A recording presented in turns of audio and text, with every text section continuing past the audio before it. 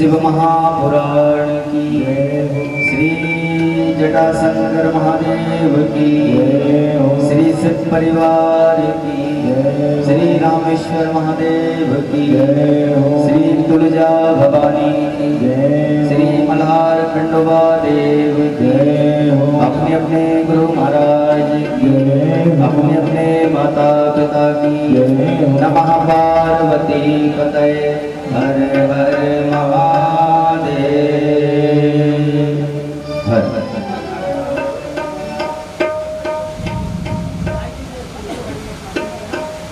श्री शिव महापुराण कथा तृतीय दिवस के प्रारंभ में हम भगवान शंकर जी के चरणों में प्रणाम करते हुए इस पवित्र नगर गज वासुदा के समस्त देवताओं के चरणों में प्रणाम करते हुए, समस्त देवी शक्तियों के चरणों में प्रणाम करते हुए, भगवान जटाशंकर काशी विश्वेश्वर महादेव के चरणों में नमन करते हुए, हमारे यजमान परिवार के कुल देवता श्री मल्हार खंडोबा जी के चरणों में प्रणाम करते हुए, इनकी कुल देवी श्री तुलजा भवानी के चरणों में वंदन करते हुए हम आज का यह सत्संग प्रारंभ करते हैं। कल की कथा में रुद्र संहिता के षष्ठी खंड में नारद चरित्र हम सबने सुना था। नारद चरित्र में नारद मुनि की लीला कल सब आप लोगों ने सुनी थी। भगवान शंकर जी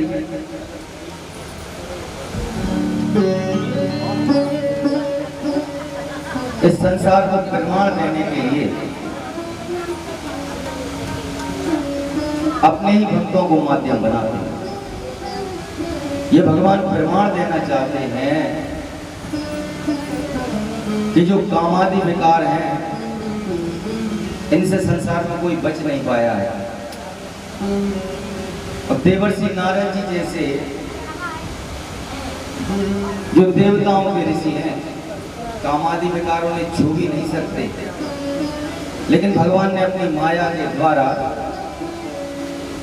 नारद मोह की लीला की। और ये नारद मोह की लीला हम मनुष्यों को प्रमाण देने के लिए है कि जब नारद जी जैसे महापुरुष जो देवताओं के ऋषि हैं, जो इन कामादि विकारों से नहीं बच सकते, तो हम लोग तो साधारण मनुष्य होते हैं। हमारे अंदर तो कामनाओं की भरमार रहती है। शास्त्रों ने कहा है कि मनुष्य की कामनाएं समुद्र के समान होती हैं, खत्म ही नहीं होती, एक के बाद एक लगी रहती है। तो भगवान भी अपने भक्तों के द्वारा प्रमाण देते हैं। भगवान अपने भक्तों के द्वारा प्रमाण देते हैं कि भाई जब महापुरुष लोग भी विकारों से नहीं बच सकते, तो किसी ने कहा कि जब विकारों से कोई बच ही नहीं सकता तो फिर उपाय क्या है विकारों से बचने?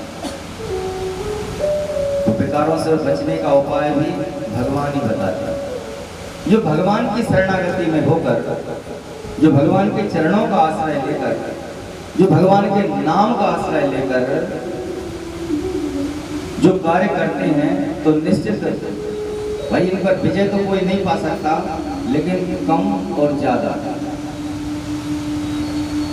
अब कामनाएं भले बहुत सारी हों, लेकिन भगवान की जब शरण में पहुंचते हैं तो भगवान निष्काम कर देते हैं। दो प्रकार की भक्ति होती है, एक सकाम भक्ति और एक निष्काम भक्ति। अधिकांश तो हम लोग तो भगवान की भक्ति करते हैं तो वह सब सकाम भक्ति ही करते हैं। निष्काम तो बिरले लोग होते हैं जो निष्काम भक्ति करते हैं। अब सकाम भक्ति क्या हो गई? भगवान के व्रत कर रहे हैं, भगवान की पूजन कर रहे हैं, लेकिन भगवान से कामनाएं जरूर कर रहे हैं। तो जो कामना से युक्त होकर जो भगवान की भक्ति करते हैं तो वह सकाम हो जाती है। भगवान उनकी वह कामनाएं भी पूरे करते हैं। कल आप लोगों ने कामना के अनुरोध से शिवलिंग की संख्या का वर्णन सुना था। इसमें क्या बताया है? जो रुद्री निर्माण करते हैं हम पार्थिव छोटे छोटे शिव जी मिट्टी से। अब कलयुग में वैसे तो सारे शिवलिंग पूजनीय हैं, सबको पूजा जा सकता है। लकड़ी का, रत्न का, स्वर्ण का, रजत का, सभी प्रकार के शिवलिंग पूजनीय हैं, परंतु कलयुग में केवल पार्थिव प्रतिमा का विशेष है। उसमें भी इसलिए कि हरि व्यापक सर्वत्र समाना। जिस समय पर ब्रह्मा जी ने इस ब्रह्मांड का निर्माण किया था और जब ये चेतना से हीन था, जब चेतना से हीन था तो भगवान विष्णु जी इसमें व्यापक रूप में, विस्तृत रूप में भगवान समाहित हो गए समस्त भूमंडल में, आकाश मंडल में। और व्यापक होने के कारण इन्हें विष्णु कहा है, और जल में शयन करने के कारण इन्हें नारायण कहा है। भगवान के 1000 नाम हैं, और 1000 हाथ हैं और 1000 नेत्र हैं। तो भगवान विष्णु जी इस पवित्र मिट्टी में, अपन कहते हैं ना कि भगवान कण कण में भगवान समाये हैं। तो एक मिट्टी में कितने कण होते हैं जिनकी कोई संख्या नहीं गिन सकता, अनगिनत। तो जिन कण कण में भगवान विष्णु जी का समावेश है, ऐसी जो पवित्र मिट्टी से जब हम शिवलिंग का निर्माण करते हैं तो वह शिवलिंग हरिहर स्वरूप हो जाता है। हरिहर स्वरूप हो जाता है। हरि का अर्थ है भगवान विष्णु और हर का अर्थ है भगवान शंकर जी। और हरिहर के समावेश होने से इसका महत्व और अधिक हो जाता है। जहां प्रकृति के रूप में मिट्टी होती है, ब्राह्मणों के द्वारा, मंत्रों के द्वारा जब भगवान का उसमें आवाहन किया जाता है तो यह निश्चित है कि भगवान तो देखो भाव के भूमि हैं, ना तो किसी के मिष्ठान की भूमि में भगवान न दूध दही के, न केला शक्कर फल, जब तक भगवान को चढ़ाते हैं सब अपन को ही प्रसाद बांट के खाना। बताओ भगवान कोई लेगा या आज तक? कोई नहीं लेगा भगवान। लेकिन फिर भी भगवान जी कहते हैं भाव से आप जो वस्तु हमें समर्पित कर रहे हो हमें वह स्वीकार। एक ब्राह्मण थे, भगवान शिव के बड़े उपासक थे, प्रतिदिन शिवालय में जाते और भगवान का पूजन करते थे। नित्य उनका नियम था गंगा जल से भगवान के स्नान कराना, पूजन करना। अब उसी जगह एक भील रहता था वन में, वह भी भगवान का सेवक था। अब एक जगह ब्राह्मण जो सात्विक हैं, जिनका आहार विचार सब कुछ सात्विक है, और दूसरी जगह वह भील जिसको केवल शिकार के द्वारा ही जो अपना पालन करता है, पेट पालन करता है, शिकार करना, मांस को खाना, ये उसका काम था। तो शिकारी का भील था, वह प्रतिदिन क्या करता, रोज शिकार करने जाता। एक दिन शिवालय पहुंचा, ब्राह्मण उस दिन आए नहीं थे। उसने देखा कि यार भगवान की पूजन नहीं हुई दिख रही, तो उसने कहा हमारे पास पात्र तो कुछ है नहीं, भगवान की पूजन करेंगे कैसे, ना हमारे पास जल भरने के लिए पात्र है, फिर क्या करेंगे। तो देखो उस भक्त ने क्या किया, जब वह गया और उसने नदी से जल को मुंह में भरा, अपने मुंह में जल भरा, बेल पत्री तोड़ी, एक हाथ में उसके अपने धनुष बाण थे, एक हाथ में धनुष, एक हाथ में बिल, मुख में पानी। भगवान के पास आया, शिव जी के पास, और आकर उसने अपने मुंह का पानी भगवान पर चढ़ाया, मुंह से निकाला, जल चढ़ाया, और जो शिव हाथ में बेल पत्री आदि पुष्प थे वह भगवान को चढ़ाया, और एक हाथ में जो शिकार किया था जानवर का, वो मृत शिकार भगवान को मांस का भोग लगाया, शंकर जी को शिव जी के ऊपर चढ़ा दिया। और भगवान को इतने भोले हैं कि जो भक्त जिस भी भाव से जैसे भी पूजन करता है भगवान उसे स्वीकार करता है। अब उसने तो पूजन कर दी, मुख से जल छोड़ा, एक हाथ में मांस था वो चढ़ाया, एक हाथ से बेल पत्री चढ़ाए। अब पंडित जी आए, उन्होंने देखा कि अरे ये क्या हो गया, देख के उनको तो बड़ा दुख हुआ कि बताओ हमारे भगवान के ऊपर इसने तो जो है अपवित्र कर दिया, देवालय को, पवित्र देवालय को, जहाँ पर तो किसी को शुद्धता से जाना चाहिए, किसी को। अब जब गया देवालय में देखा तो ब्राह्मण ने कहा भाई क्या करें, सफाई की, उन्होंने गंगा जल से पूरे मंदिर को धोया, फिर भगवान की पूजन की, फिर आरती की। अब उस भील ने नियम बना लिया प्रतिदिन का। वह भील क्या करता, प्रतिदिन भगवान को चढ़ाने के लिए शिकार करके लाता, शिव जी के ऊपर मांस चढ़ाता, मुख से जल छोड़ता, और एक हाथ से बेल पत्री आदि चढ़ा देता। बहुत समय बीत गया, अब रोज ऐसे ही होता, पंडित जी परेशान हो गए, अब उससे कुछ कह नहीं सकते क्योंकि खलों से तो सब डरते हैं ना। तुलसीदास जी ने भी रामायण लिखी है तो खलों की वंदना की है, पहले खलों की वंदना सबने की है। और फिर ऐसा कहा भी है कि यदि कोई राक्षस हो और आ जाए तो सबसे पहले उसको ही पूछ लो, उसको ही प्रणाम कर लो, ताकि वह प्रसन्न होकर चला जाए, नहीं तो उत्पाद कर देगा तो धर्म भी नहीं होगा। ब्राह्मण देव ने एक दिन उससे भगवान से कहा कि भगवान ऐसा भक्त जी आपने बनाया है कि मैं प्रतिदिन इस मंदिर को साफ करता हूँ, गंगा जल से धोता हूँ, और ये रोज गंदगी कर जाता है, बताओ भला कोई मांस चढ़ाता है भगवान पर। भगवान ने सोचा कि भाई ठीक है, अब आप कह रहे हो तो हम परीक्षा लेते हैं एक आध दिन। अब भगवान ने एक दिन परीक्षा लेने की सोची उस भील। उस दिन भगवान ने क्या किया, भील के आने से पहले भील तो वहां से आया, उसका तो नियम था कि मुंह में पानी भर के लाता, एक हाथ में मांस, एक हाथ में अपने जो है फूल बेल करते आया। अब जैसे ही आज वो आया भील, तो उसने देखा कि भगवान के नेत्र से रक्त बह रहा है, खून निकल रहा था भगवान के उस शिवलिंग के नेत्र से। उसने देखा, उसको बड़ा दुख हुआ। उसने कहा ये तो नेत्र से खून बह रहा है, क्या करें? बड़ा दुखी हो गया। उसने अपने मांस को रख दिया, वहीं रख दिया। अब मन में विचार किया भगवान का खून कैसे बंद हो।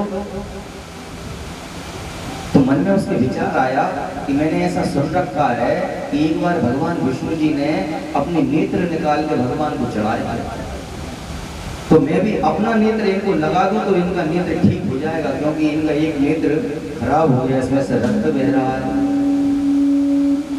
उस भील ने अपने तीर को निकाला और अपना एक नेत्र स्वयं ही अपने हाथों से निकाल दिया और उस नेत्र को निकाल के भगवान की उस जगह पर लगा दिया जहां से रक्त बह रहा था। उसका नेत्र लगते ही भगवान का बह रक्त बंद हो गया। अब इसका बंद हो गया और इसका चालू हो गया, दूसरी तरफ नेत्र का रक्त। उसने देखा कि अरे ये तो दूसरी तरफ भी नेत्र से रक्त बह रहा है। उसने कहा अच्छा भगवान, आपको मेरा दूसरा नेत्र भी चाहिए? उनका ठीक है, दे देंगे। अब लेकिन अभी तो एक नेत्र से दिख रहा था, अभी कहाँ लगाना? यदि दूसरा नेत्र भी निकाल दिया तो मुझे भगवान की में जगह नहीं दिखेगी कि कहाँ लगाना। तब उसने क्या किया, अपने पैर का एक अंगूठा, पैर का अंगूठा उस शिवलिंग पर भगवान के नेत्र पर रख दिया, खुद के पैर का, ताकि हमको पता रहे कि कहाँ जी नेत्र आना। स्वयं के पैर का एक अंगूठा भगवान के नेत्र पर रख दिया और अपने एक हाथ से अपना दूसरा नेत्र निकाला और दूसरा नेत्र निकाल कर और उसने अपने भगवान उस पैर के सहारे से भगवान के उस दूसरे नेत्र पर अपना नेत्र स्थापित कर दिया। और जैसे ही नेत्र स्थापित किया कि भगवान शंकर जी प्रसन्न हो गए और उसी शिवलिंग से प्रकट हो गए। बोलो शंकर भगवान की। जैसे ही भगवान प्रकट हुए उसके दोनों नेत्र यथावत हो गए, उसकी पूजा स्वीकार की। पंडित जी भी उस दिन आए थे तो वह दूर से उसकी सारी ये क्रियाकलाप देख रहे थे। उन्होंने देखा कि वाह धन्य महान है ऐसा भक्त। मैं तो सोचता था ये कि अपवित्र करता है, लेकिन ये तो भक्त है। भगवान तो किसी भी भक्त की किसी भी तरह की पूजा स्वीकार करते हैं। इतने बड़े भक्त तो हम भी नहीं है कि हम अपना नेत्र निकाल के भगवान को चढ़ा दें, जितना बड़ा ये भक्त है। तो कहने का अर्थ यही है कि भगवान शिव को जो जिस भाव से भगवान की पूजा करता है, जिस भी तरीके से भगवान उसकी ये सारी पूजा स्वीकार करते हैं। इन्हें कोई नियम आबद्ध नहीं करता। और वैसे यदि नियम करने वाला है तो उसे पूरे नियम धारण करना चाहिए, क्योंकि नियम के बगैर किसी का कार्य सिद्ध नहीं होता। अब नियम की बात है,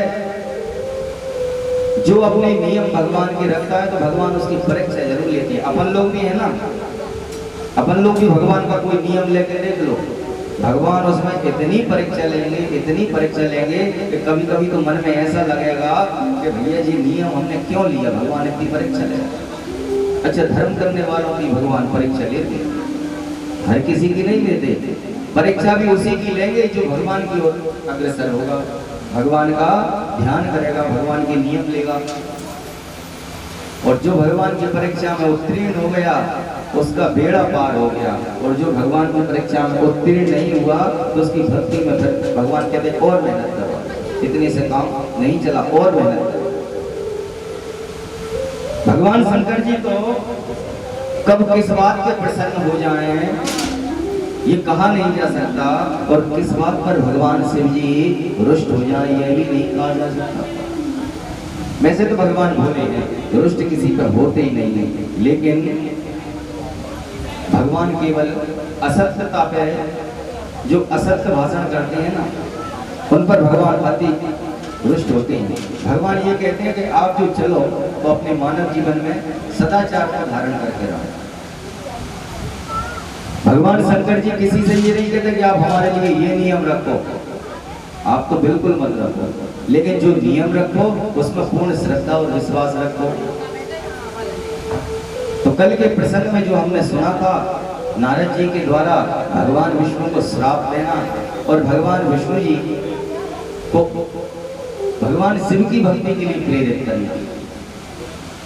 भगवान शिव की भक्ति के लिए नारद जी को प्रेरित किया और कहा कि तुम समस्त तीर्थों के दर्शन करो और तीर्थों के दर्शन करके और फिर जाओ कहां पर, अपने पिता ब्रह्मदेव के पास, और ब्रह्मदेव के पास जाकर तुम भगवान शिव की कथाओं का श्रवण करो, क्योंकि शंकर जगत बंद जगदीशा सुर नर मुनि सब नावहि सीसा। भगवान शंकर जी सारे संसार के ईश्वर हैं, जिनके लिए सुर देवता सब जिनके आगे शीश नवाते। तो ऐसी अल्पायनी भक्ति प्राप्त करने के लिए, भगवान शंकर जी की कृपा प्राप्त करने के लिए नारद जी अपने पिता ब्रह्मदेव के पास गए हैं और ब्रह्मदेव के पास जाकर नारद जी उनके चरणों में बैठकर और अपना दुख निवेदन करते हैं कि मुझसे बड़ा अपराध हो गया, मैंने अपने भगवान को ही श्राप दे दिया। अब मेरे इस अपराध की मैं प्रायश्चित हेतु भगवान शिव की भक्ति करना चाहता हूँ, भगवान शिव की उन अमृतमयी कथाओं को सुनना चाहता हूँ, जिन अमृतमयी कथाओं को सुनकर बड़े से बड़े पाप नष्ट हो जाते हैं।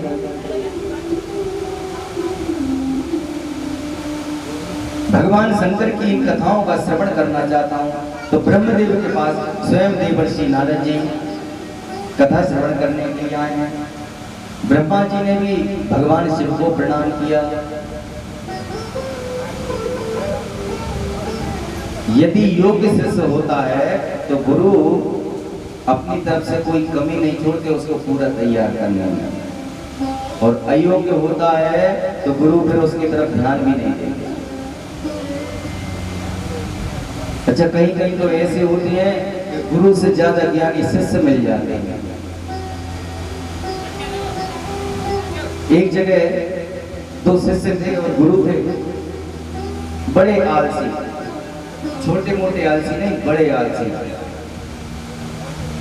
अब गुरु को ही कभी कभी ज्ञान बता देते। एक दिन गुरु बैठे थे पूजन में, पूजन कर रहे थे कि तुलसी पत्र भूल गए लाना, और भगवान विष्णु की पूजन बिगर तुलसी दल के पूर्ण नहीं होती। भगवान को भोग लगाया जाए तो बिगर तुलसी के भगवान भोग को स्वीकार नहीं करते।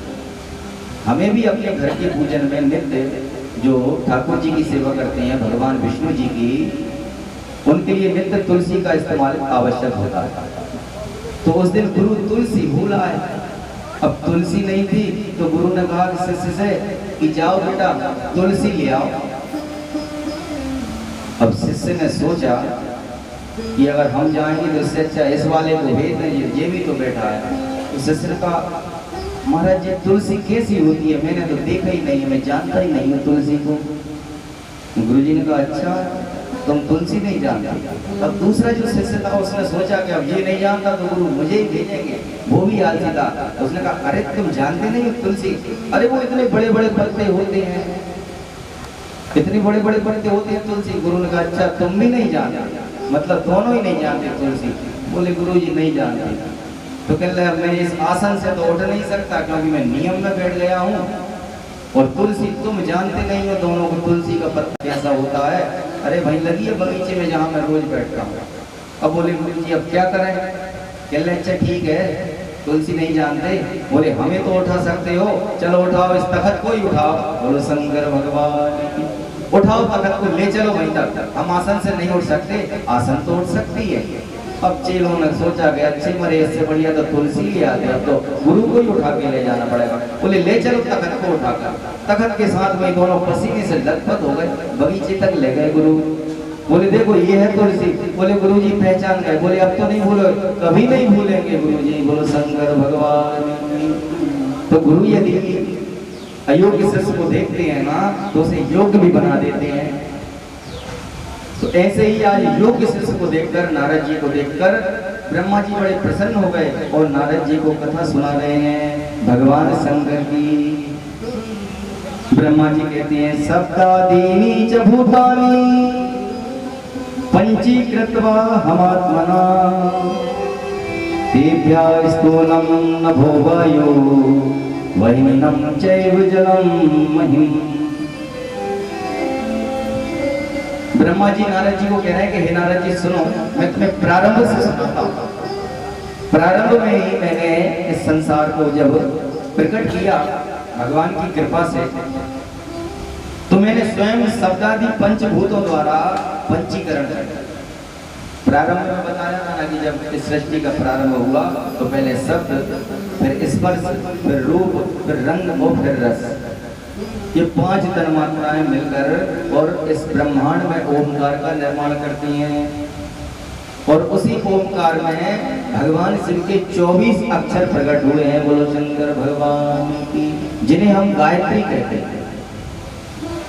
सबकी अलग अलग गायत्री होती है। भगवान विष्णु जी की गायत्री क्या है? ओम भूर्भुवः स्वः तत्सवितुर्वरेण्यं भर्गो देवस्य धीमहि धियो यो नः प्रचोदयात्। ये 24 अक्षर हैं।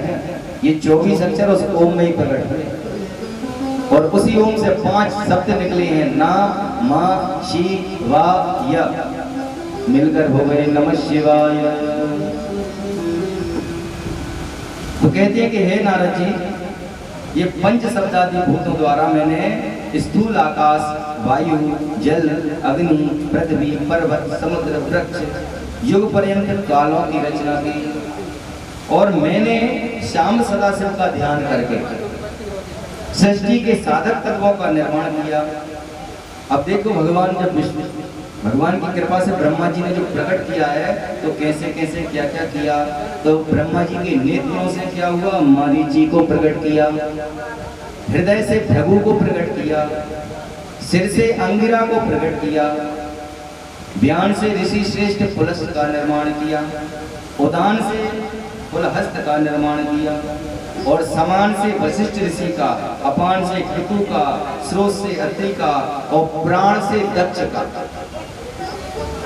अपने अंगों के समान धर्म का निर्माण किया। अनेक प्रकार से अपने संकल्प के द्वारा शिव की प्रसन्नता से मेरे संकल्प से उत्पन्न हुए मानव रूप में प्रकट हुए। ये ब्रह्मा जी के संकल्प से प्रकट हुआ है धर्म।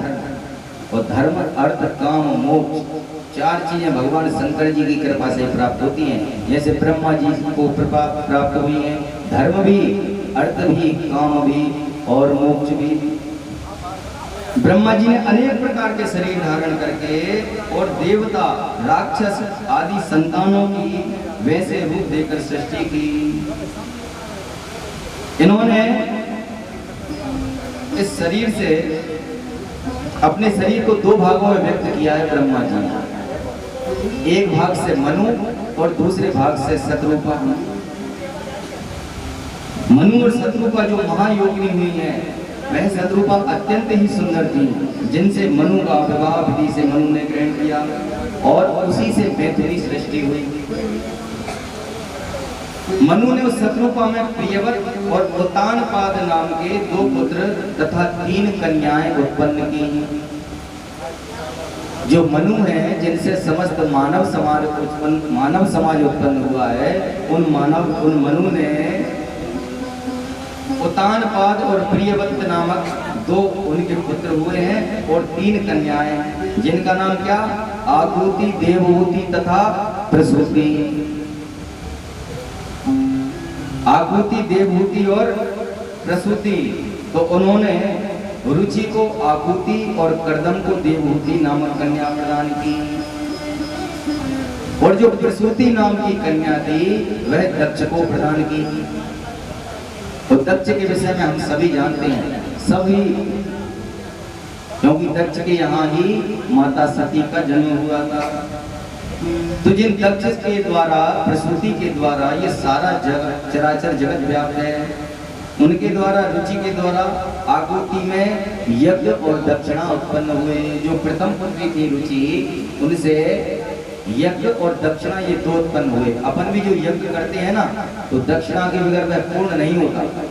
और कोई भी कार्य दक्षिणा के बगैर पूर्ण नहीं होता, क्योंकि यज्ञ की पूर्ति दक्षिणा के द्वारा होती है। और दक्ष से कई कन्याएं उत्पन्न हुई।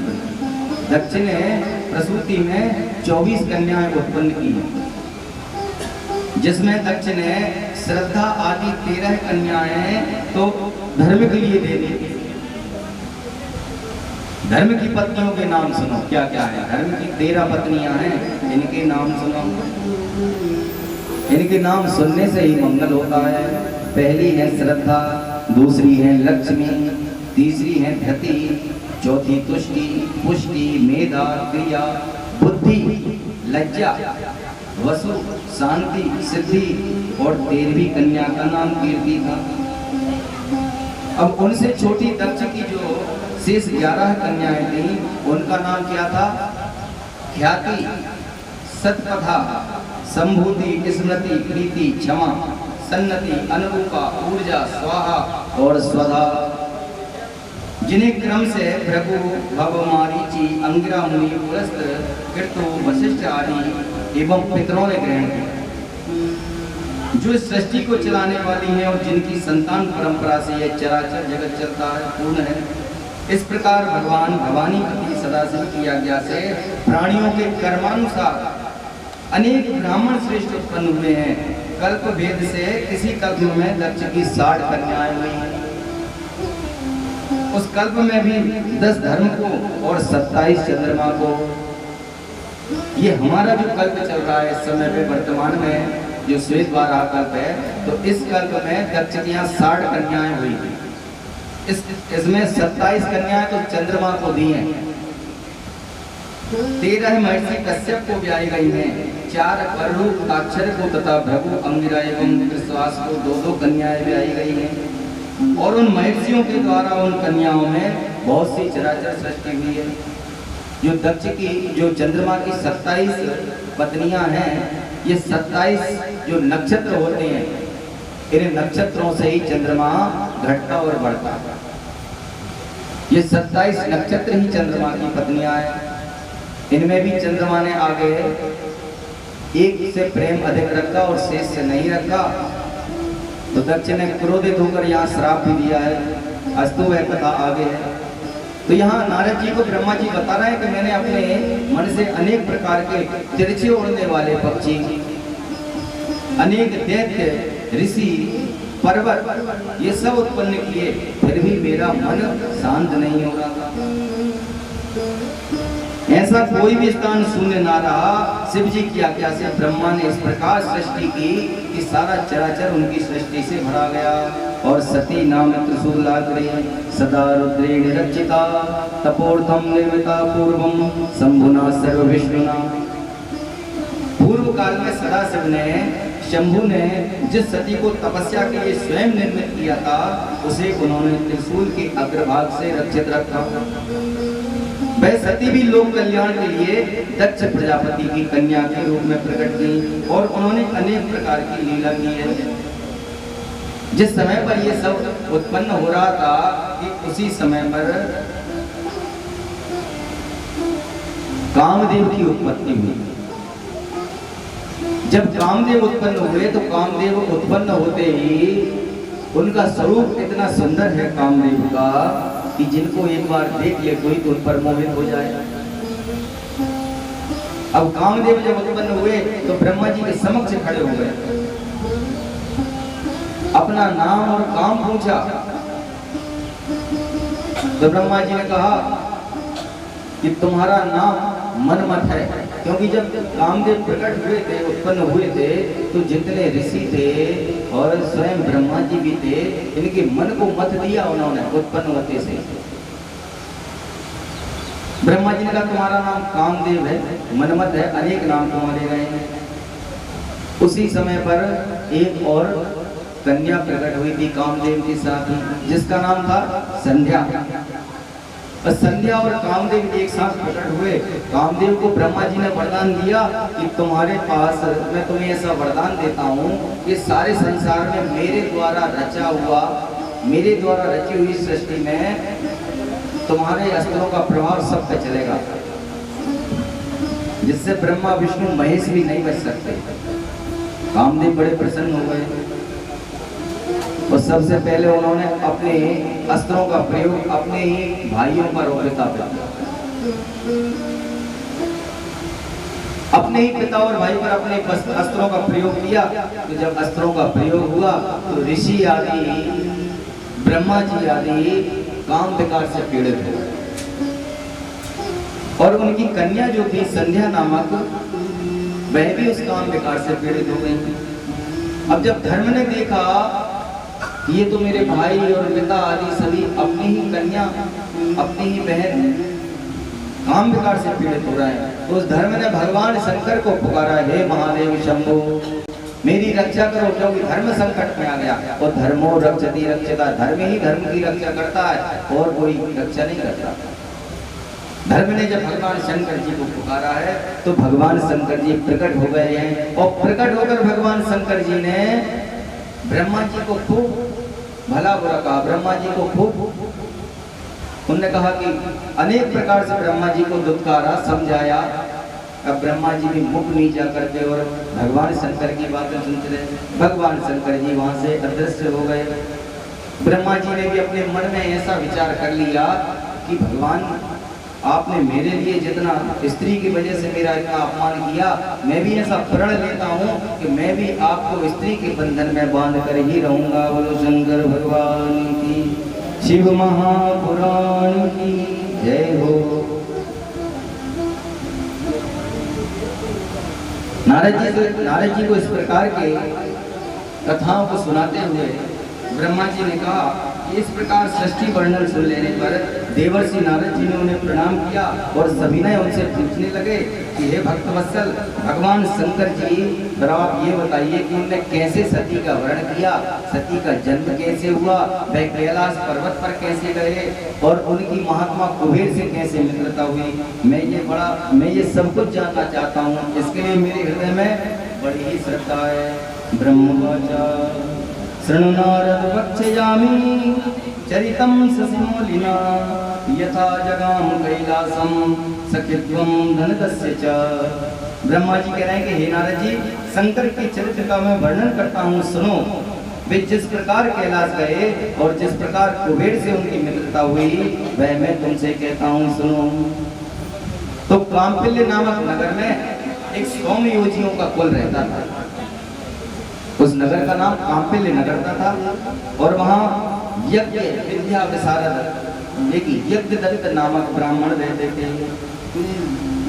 नाम से ही समझ लो, यज्ञदत्त बड़े यज्ञाचार्य थे। राजा के यहाँ राज दरबार में उनको विशेष सम्मान हासिल था। उनकी पत्नी भी महान निपुण थी। वह नित्य अग्नि परिचर्या में रहते थे, अग्निहोत्र करते थे नित्य, और वेदों का स्वाध्याय करते थे। चंद्रबिंब के समान उसके अंग रमणीय थे, इसलिए वह सुंदर भी थे। इसी यज्ञ में यज्ञदत्त का एक गुणनिधि नामक पुत्र था। जो यज्ञदत्त ब्राह्मण थे, उनका एक पुत्र था जिसका नाम था गुणनिधि। यज्ञदत्त ने 8 वर्ष की आयु में ही गुणनिधि का यज्ञोपवीत संस्कार करा दिया और उसको गुरु दीक्षा दिला दी, गुरु मंत्र दिला दिया। अपने कर्तव्य से पूर्ण हो गए। अब एक ही पुत्र था और एक पुत्र हो तो ये समझ लो कि सबका लाडला होता है एक ही पुत्र, और माता का तो फिर ये समझ लो कि आंखों का तारा होता है। उसके अवगुण भी माता छुपाती है सब। जबकि शास्त्रों ने ऐसा कहा है कि संतान को 5 वर्ष तक खूब लाड़ प्यार करो। कब तक? 5 वर्ष तक। फिर 5 वर्ष के बाद फिर 14 वर्ष तक उस पर शासन करो। 5 वर्ष तक तो खूब लाड़ करो, लेकिन 5 से जैसे ही 6 में लगे ना तो फिर उस पर शासन करो। और शासन करने का अर्थ क्या होता है? शासन करने का अर्थ होता है कि हम अपने पुत्र को संस्कार प्रदान करें, संस्कार प्रदान करें। शासन का अर्थ यही होता है कि हम उसके क्रियाकलाप देखें, उसे अच्छे से बोलना सिखाएं, अच्छे से रहना सिखाएं, अच्छे संस्कार दें, अच्छी शिक्षा दें, धर्म के मार्ग पर उसे लगाएं। ये कार्य होते हैं कब तक? 14 वर्ष तक। और जैसे ही पुत्र हो या पुत्री हो, जब 14 वर्ष के हो जाएं तो फिर उनसे क्या करो? उन्हें अपना मित्रवत व्यवहार करो, फिर मित्र बना लो। अब आज के समय में तो उल्टा होता है। 14 वर्ष तक तो खूब लाड़ प्यार करते हैं माता पिता, और जब 14 वर्ष के बाद थोड़ा बड़ा हो जाता है ना तो फिर उससे अपेक्षा रखते हैं कि अब हमारा पुत्र संस्कारी बने। कच्ची मिट्टी से ही जो चाहो वो बना लो, जब मिट्टी पक्की हो जाएगी तो फिर फूटने के अलावा घड़ा और कुछ नहीं करेगा। इसलिए शास्त्रों ने कहा है कि केवल बच्चों को 5 वर्ष तक लाड़ प्यार दो, 14 वर्ष तक उन पर शासन करो। अब शासन कर दे ये नहीं है कि उन्हें ताड़ना दूंगा, शासन का अर्थ है कि उन्हें संस्कार प्रदान करो। और हमारे सनातन धर्म में तो 16 संस्कार है, थोड़े बहुत नहीं है, 16 हैं। पुंसमान, गर्भाधान, नामकरण, जातकरण, चूड़ाकरण, कर्णभेद, यज्ञोपवीत, विवाह संस्कार, अनेक ऐसे संस्कार हैं। और अंतिम संस्कार है मृत्यु संस्कार। ये 16 संस्कार सनातन में हैं। अब ज्यादा से ज्यादा 3 संस्कार बचे हैं हम लोगों के पास, और सब भूल गए। नहीं तो पहले गर्भधारण से पहले मुहूर्त लिया जाता था। गर्भाधान संस्कार के लिए उचित मुहूर्त का शोधन करवाया जाता था, ब्राह्मणों से पूछा जाता था अच्छे मुहूर्त में, क्योंकि जब अच्छे मुहूर्त में संतान उत्पन्न होगी तो वह गुणी होगी, धर्मी होगी। अब चांडाल योग चल रहा है, राक्षस योग है, और ऐसे योग में संतान को उत्पन्न करेंगे तो राक्षस ही उत्पन्न होगा, चांडाल ही उत्पन्न होगा। बोलो शंकर भगवान की। और रही सही कसर तो फिर माताएं जो है आजकल, पहले तो नहीं चलते थे, अब चलते हैं मोबाइल। पहले तो कराग्रे बसते लक्ष्मी कर मध्य सरस्वती मूले स्थितो ब्रह्मा प्रभाते कर दर्शनम। अब एक नया श्लोक आया है, कौन सा आया है पता है? कराग्रे बसते मोबाइल करके अग्रभाग में आजकल मोबाइल बसता है उंगलियों के। कराग्रे बसते मोबाइल कर मध्य तू फेसबुक सब चला रहा है। मूल स्थितो व्हाट्सएप सबसे जुड़ते हैं, तो मूल में उनके व्हाट्सएप, मूले स्थितो व्हाट्सएप प्रभाते कर दर्शनम। 90% लोग अपने तकिया के मोबाइल करके सोते हैं। बताओ सोते हैं कि नहीं? सही कह रहे हैं कि गलत है? देखो हमारी बुकनियाँ जरूर नहीं चलाएं आजकल मोबाइल, लेकिन नए नए सब चलाती हैं। केवल पुरानी माता है वे दूर रहती हैं, भैया हमें तो आता ही नहीं, चलाना ही नहीं आता, हम क्या चलाएं, जानते नहीं। लेकिन जो जानते हैं वो मोबाइल को छोड़ते हैं, बिल्कुल तकिया के पास में रखेंगे। और जो मंत्र हमने बताया है यही मंत्र जपेंगे। उठ के अपने भगवान का ध्यान नहीं करेंगे, पहले मोबाइल पे देखेंगे कि रात की स्टोरियों को कितने लोगों ने देख लिया, मेरी फेसबुक पे कितने लाइक आ गए, व्हाट्सएप पे किसने मैसेज किया, ये उठते से ही देखेंगे। मोबाइल को तो 11 बजे तक हाथ ही मत लगाओ। आवश्यक ना हो, किसी का फोन ना आए तो पहले अपने सारे नियम कर लो, भगवान की आराधना कर लो, भजन कर लो, सब कर लो, फिर दिन भर पड़ा है मोबाइल चलाने। अब पता चला कि नेत्र खोले नहीं है, किसी का ध्यान नहीं किया, सीधा मोबाइल उठा लिया। अस्तु हम मोबाइल के विरोधी नहीं है, स्वयं भी चलाते हैं सब भी, लेकिन सबका समय होता है, सबका नियम होता है। जैसे भोजन का समय होता है, जैसे शयन का समय होता है, ऐसे ही इन यंत्रों का भी समय निर्धारित करना चाहिए अपने जीवन में। क्योंकि अति सर्वत्र वर्जते, अति किसी चीज की करेंगे तो उसका प्रभाव भी पड़ेगा। तो गर्भ में आजकल माताएं रात को मोबाइल चला रही है, तो जो कुछ वह मोबाइल में देख रही है गर्भ में शिशु भी में सब देख रहा है। पता चला कि 6 महीने 1 वर्ष का बालक नहीं होता कि मोबाइल चलाना सीख जाता है। छोटे छोटे बच्चे माता पिता से अच्छा मोबाइल चलाते हैं। क्यों? क्योंकि गर्भ में ही उन्होंने देखा है, जब उनकी माताओं ने खूब चलाया वह भी। नहीं तो ऐसा बताया कि गर्भ में जब गर्भ धारण हो जाए तो सदाचार से रहो। सबसे पहले अपने जहाँ शयन करते हैं, जहाँ रहते हैं, तो सब जगह ठाकुर जी की फोटो लगाओ, भगवान कन्हैया जी की लगाओ, भगवान शंकर जी की लगाओ, ताकि मन मस्तिष्क में जैसा विचार होंगे वैसे ही संतान के मन में विचार होगा। अभिमन्यु के विषय में सबने सुना है, गर्भ में ही उन्होंने चक्रव्यूह को भेदना सीख लिया था, गर्भ में। और माता सो गई थी, नहीं तो चक्रव्यूह से बाहर निकलना भी सीख जाते।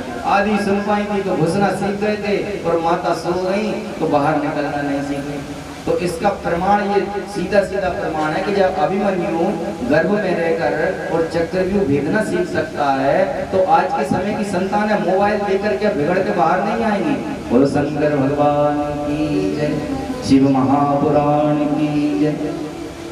अब यहाँ तो गुणनिधि जो था यज्ञदत्त का पुत्र, वह गुणनिधि बचपन से ही माँ ने उसमें ज्यादा लाड़ लड़ाया, और इतना लाड़ लड़ाया कि वह गुणनिधि गुणों से हीन हो गया और अवगुण को धारण कर लिया उसने।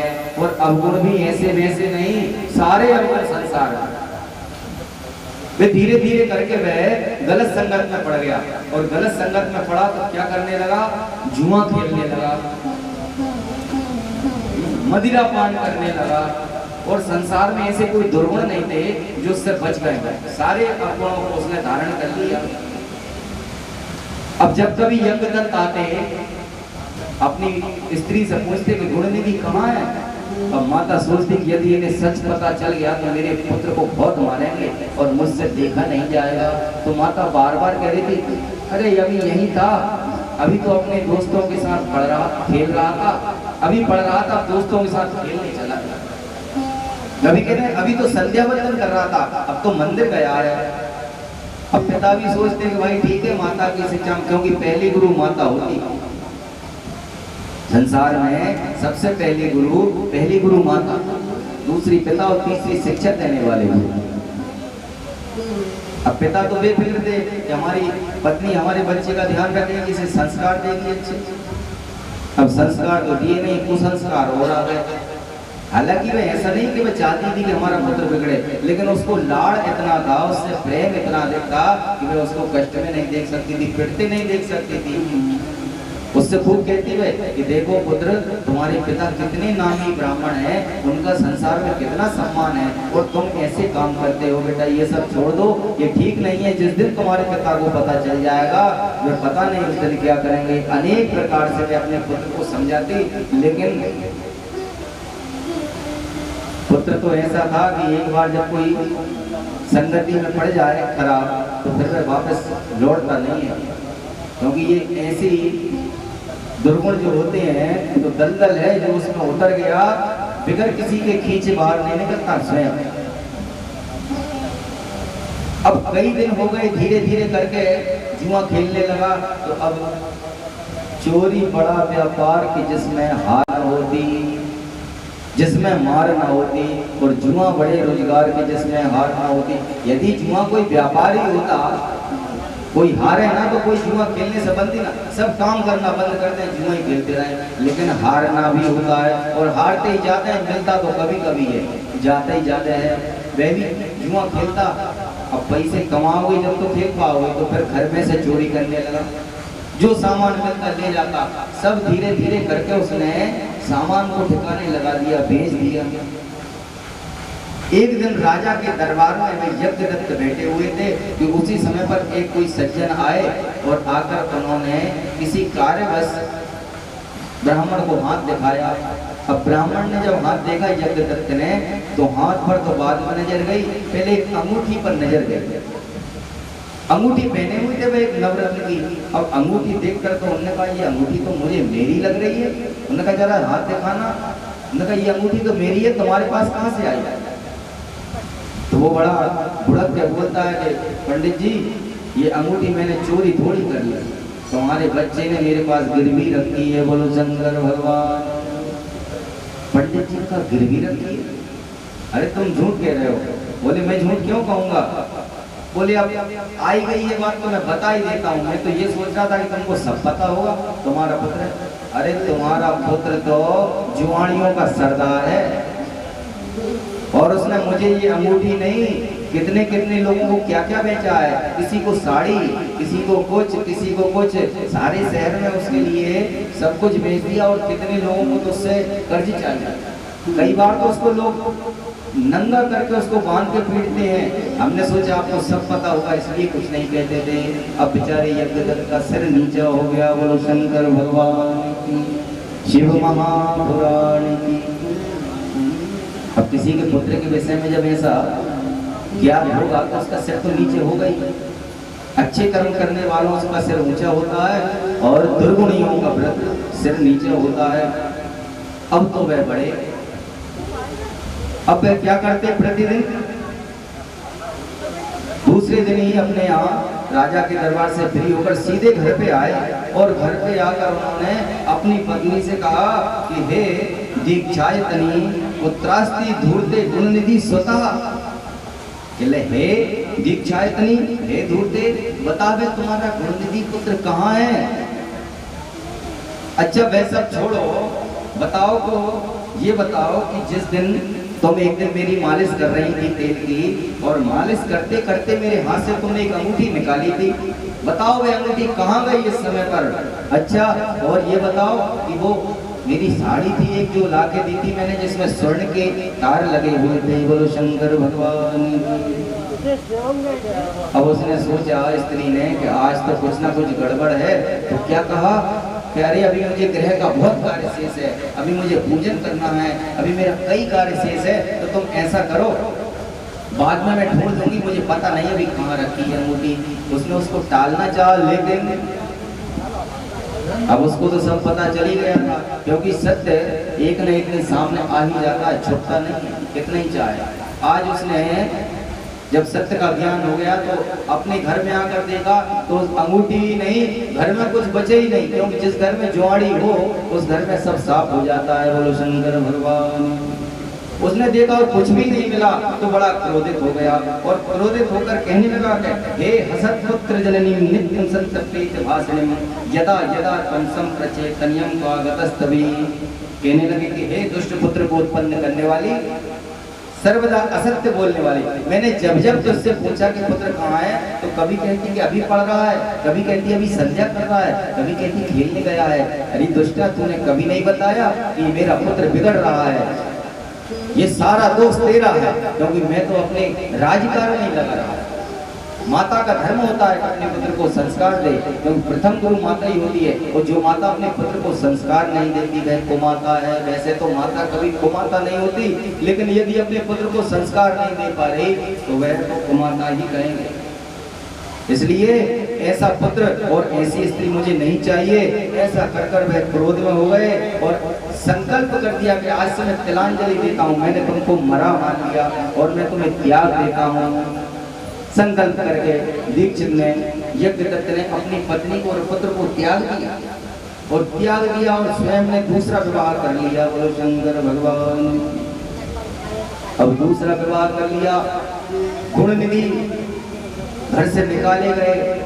कुछ समय तक तो माता थी, एक दिन माता का भी प्राणांत हो गया। अब माता भी मृत्यु को प्राप्त हो गई, पिता ने त्याग दिया। गुणनिधि जो थे, नाम तो था गुणनिधि, लेकिन गुण कुछ थे ही नहीं। काम करना कुछ आता नहीं था, ब्राह्मणी कर्म सीखे नहीं, और तो और भिक्षा मांगना भी नहीं सीखे, भिक्षा नाम मांगना भी नहीं सीखे। बड़े अब अब उन्हें बड़ी शर्म लगी कि अब क्या करें, हम कैसे हमारा काम करें, हम तो इस नगर में रहते हैं, यहाँ तो हमें कोई भिक्षा भी नहीं देगा, क्योंकि सब जानते हैं कि हम दुर्गुणी हैं, तो फिर क्या करें। मन में अपने आप को ही कोसते हुए और वह अपने नगर को त्याग कर दूसरी नगर को गए। दूसरे नगर में जाकर उन्होंने सोचा कि हम दूसरे नगर जाएंगे तो कुछ ना कुछ तो मांग के कुछ ना कुछ तो पेट भरेंगे।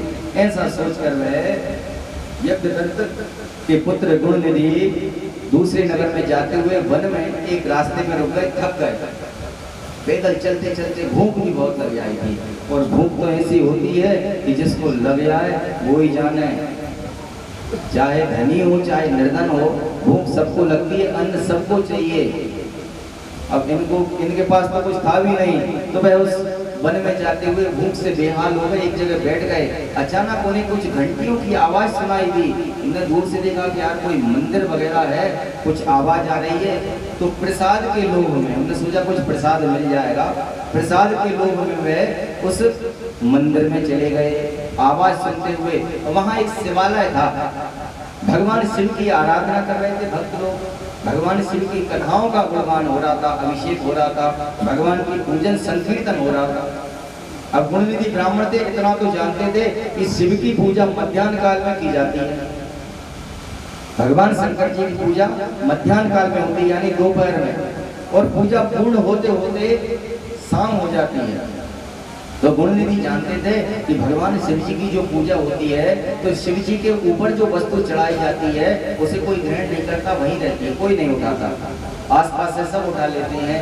तो ऐसा मन में सोचकर कि जब इनकी पूजन होकर जो इधर उधर हो जाएंगे तो मैं वहां से कुछ भोजन के लिए कुछ सामग्री उठा लूंगा, व्यवस्था कर लूंगा।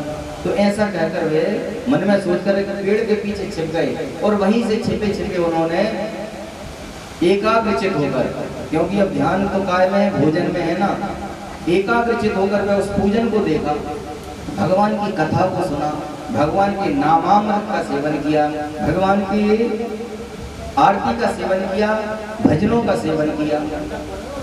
केवल श्रवण किया है, भाव नहीं है। श्रवण इसलिए करना है कब इनकी पूजा खत्म हो, कब ये बाहर हो और हम भीतर घुस के और वहाँ से कुछ भोजन का पदार्थ निकाल लें, ऐसा मन में सोचते रहे। जब भगवान की पूजन हो गई, थोड़ा सा शाम हो गई, तो लोग वहाँ से बाहर आ गए पूजन करके विश्राम मेला में और अपनी अपनी जगह पर बैठ गए। अब गुण निधि ने मौका पाकर मंदिर के भीतर प्रवेश कर गए और भीतर प्रवेश करके देखा तो मंदिर में अंधेरा था, कुछ दिखा नहीं, कुछ सूझा नहीं। और वैसे ही भगवान शंकर जी तो बेलपत्री से ढके रहते हैं, लड्डू वड्डू जो कुछ चढ़ाओ तो बेलपत्री में ही दुखे रहते हैं। तो उन्होंने कहा कि अब कुछ दिखेगा तो नहीं। एक दीपक जो पूजन का जल रहा था वह भी बुझने वाला था, उसकी बत्ती पूरी जलने वाली थी, खत्म होने वाली थी। तो सबसे पहले तो उन्होंने कहा कि उजाला चाहिए, कुछ नहीं दिखा तो जो तौलिया रहती है वस्त्र, अंग वस्त्र, उस अंग वस्त्र में से उन्होंने एक बत्ती फाड़ी कपड़े की और उसको भांज के अपने स्वार्थ सिद्धि के लिए, भगवान को दीपदान नहीं कर रहे थे, अपने स्वार्थ के लिए उन्होंने उस दीपक के तेल में उसको भिगोकर और उस बत्ती को जलाया। और जैसे ही वह बत्ती जली कि भगवान शंकर जी के शिवलिंग पर जो उनके मस्तक पर अंधकार पड़ रहा था, वह मस्तक का अंधकार दूर हो गया, शिवलिंग के दर्शन होने लगे। बोलो शंकर भगवान की। दीपदान का फल प्राप्त हो गया गुण निधि के लिए। यद्यपि उसने अपने स्वार्थ के लिए वो दीपक की रोशनी प्रज्वलित की थी कि हमें इसमें भोजन पदार्थ मिल जाएगा, ऐसा मन में सोचकर गुण निधि ने उस दीपक को जलाया। लेकिन भगवान तो भगवान है, किस बात पर रीझ जाए, किस बात पर प्रसन्न हो जाए। जैसे नारायण भगवान विष्णु जी थे, तो भगवान विष्णु जी का एक नाम नारायण है। और हम सब जानते हैं कि एक दुष्ट व्यक्ति ने, जो भगवान का भक्ति नहीं था, केवल अपने पुत्र का, जिसका नाम अजामिल था, उसने अपने पुत्र का नाम रख लिया नारायण। क्यों रख लिया? उन्होंने कहा कि हम अंतिम समय में भगवान को नहीं पुकारेंगे, लेकिन सब मरते मरते अपने पुत्र को याद करते हैं, तो उस बहाने से भगवान का नाम ले लेंगे। और जब उनकी मृत्यु की घड़ी आई तो उन्हें अपने पुत्र को पुकारा नारायण नारायण। तो भगवान विष्णु जी दौड़े चले आए, द्वारपालों ने रोक कहा भगवान कहाँ जा रहे हो? बोले मेरा भक्त बुला रहा है। बोले वो आपको नहीं बुला रहा, उनके पुत्र को बुला रहा है। भगवान ने कहा नारायण किसका नाम है? बोले आपका है। बोले फिर मुझे ही बुला रहा है। बोले नहीं, उसके बालक का भी है। भगवान ने कहा पहले किसका है? पहले तो आपका ही है। तो कहले फिर मुझे ही बुला रहा है शंकर भगवान। ऐसे ही भगवान की लीला है। तो यहाँ पर वह दीपदान से उसे जो धर्म प्राप्त हुआ है उसका फल आगे सुनना क्या होता है। अब उसने उस दीपक की रोशनी में भगवान की बील पत्री हटाकर और जो कुछ उस पर लड्डू फल आदि चढ़े थे सबको उठाकर अपनी तौलिया में, अपने अंग वस्त्र में छिपाकर, और उसने कहा यहाँ से भागो, क्योंकि चोर चोरी करने के बाद रुकता नहीं है, सीधा भाग रही है, क्योंकि रुकेगा तो पिटेगा, पकड़ाएगा। तो अपने अंग वस्त्र में उस भगवान के नैवेद्य को रखकर और वह जैसे ही भागा मंदिर से तो हड़बड़ी में किसी में पैर लग गया। अंधेरा सा तो था ही, किसी के पैर से पैर लग गया। पैर से पैर लगा तो जैसे ही पैर से पैर लगा तो जो सो रहा था वो उठ के चिल्लाने लगा चोर चोर चोर चोर चोर चोर। सबने सोचा चोर है, अंधेरे में भी देखा भी नहीं कि कौन है। बाहर खड़े रहते हैं दूर सुरक्षा कर्मी पहरेदार, डंडा लेकर खड़े थे। तुमने कहा चोर भागता हुआ आ रहा है, तो उठा के एक चौकीदार ने घुमा कर डंडा मारा तो उन गुण निधि के सिर पर लगा। उस सिर पर जैसे ही लगा कि उसी समय पर उनका प्राणांत हो गया। बोलो शंकर भगवान की। अभी नैवेद्य को ग्रहण भी नहीं कर पाए थे गुण निधि कि देखा उनके प्राण ही निकल गए, नैवेद्य हाथ में ही रह गया भगवान का। दिन भर से भूखे थे, व्रत हो गया, भगवान की कथा सुन ली, भगवान के संकीर्तन को सुन लिया और नैवेद्य की चोरी की। शिव के निर्माल्य को चुराने वाला जन्म जन्मांतर तक अपंग, गूंगा, दरिद्री, निर्धन रहता है, चुराने वाला। लेकिन भगवान किस बात से रीझ जाए? भगवान तो दीपदान से प्रसन्न थे। अब उसकी जैसे मृत्यु हुई थी, यम के दूत आ गए। यम के दूत आकर उसको गुण निधि को ले जाने वाले थे कि उसी समय भगवान शंकर जी के वहां पार्षद प्रकट हो गए। बोलो शंकर भगवान। जैसे ही पार्षद प्रकट हुए उन्होंने वहीं रोक दिया कि ठहर जाओ यमदूतो, ये गुण निधि तुम्हारे साथ नहीं जाएगा, ये तो भगवान शिव का परम सेवक है और ये हमारे साथ शिव लोक को जाएगा। यमदूतों ने कहा भगवान हम धर्म को आपसे ज्यादा तो नहीं जानते प्रभु, लेकिन ये बताओ कि इसने ऐसा कौन सा धर्म कर दिया कि आपके साथ ले जा रहा है। हमारे पास तो जो इसका लेखा जोखा है तो इसने अपने पूरे आयु काल पाप कर्म किए, ऐसा कोई पुण्य नहीं जो इसने किया, वो सारे अधर्म किए हैं। यमदूतों ने कहा ये तो हम नहीं जानते, लेकिन ये जरूर जानते कि इसने भगवान की कथा का सेवन किया, इसने भगवान के नाम के गुणगान का सेवन किया, कीर्तन का सेवन किया, इससे इसके पाप नष्ट हो गए और इसने भगवान शिव के मस्तक का अंधकार दूर किया, इसलिए इसका पुण्य उदय हो गया, दीपदान का फल मिल गया। तो अब ये भगवान शिव के लोक का अधिकारी है। यमदूतों ने शिव के पार्षदों को प्रणाम किया और यमदूतों के साथ वह गुण मिली, भगवान शिव के लोक चला गया। बोलो शंकर भगवान की। अगले जन्म में भगवान शिव ने उसे कलिंग देश का राजा बनाया और अपने पूर्व जन्म को उसने याद करके सारे नगर में मुनादी फिरवा दी। उसे पता था कि दीपदान से इतना पुण्य होता है, उसने कहा सारे शहर के शिवालयों में, जितने नगर में शिवालय हैं, सभी शिवालयों में सबको दीपदान करना है, और जो ऐसा नहीं करेगा तो ये राजा क्या क्या कि उसका सिर काट लिया जाएगा। तो राजा के डर से सब मंदिरों में भगवान शंकर, ऐसे वर्तमान में अभी माताओं ने शंकर जी के मंदिर भर रखे हैं ना, ऐसे ही उस समय पे कुबेर जी ने भरवा दिए थे, अभी मिश्रा जी ने भरवाए हैं, ये प्रेम से भरवाए हैं, उन्होंने बलपूर्वक भरवाए थे कि जाओ जिसने दीपदान नहीं किया उसके घर में समझ लो कि उसका गर्दन ही काट देंगे। सारे नगर में दीपदान होने लगे भगवान शंकर जी के, उन दीपदान के प्रभाव से उसका धर्म इतना बड़ा कि उसे रत्नमाला मिल गई भगवान शंकर जी की कृपा से। और फिर वह आगे चलकर कुबेर के रूप में स्थापित हुए, यक्षपति कुबेर बन गए, भगवान शंकर जी ने अपना मित्र बनाया है। आगे की कथा में आपको श्रवण होगा। बोलो शंकर भगवान शिव महापुराण की जय हो। भगवान शंकर जी की यह दिव्य कथा है, जो कोई भाव से या प्रभाव से भी सुनता है ना, तो भगवान तो किस बात पर नहीं जाए, कुछ कह नहीं सकते। और एक बार यदि गुरुओं का संग मिल जाए, संतों का संग मिल जाए, तो निश्चित ही व्यक्ति का कल्याण हो जाता है। अब यहाँ तो गुणनिधि ने संग नहीं किया, केवल श्रवण कर लिया, और जिनको संग मिल जाए उनका तो कहना क्या है, संतन के संग लाग रे तेरी अच्छी बनेगी।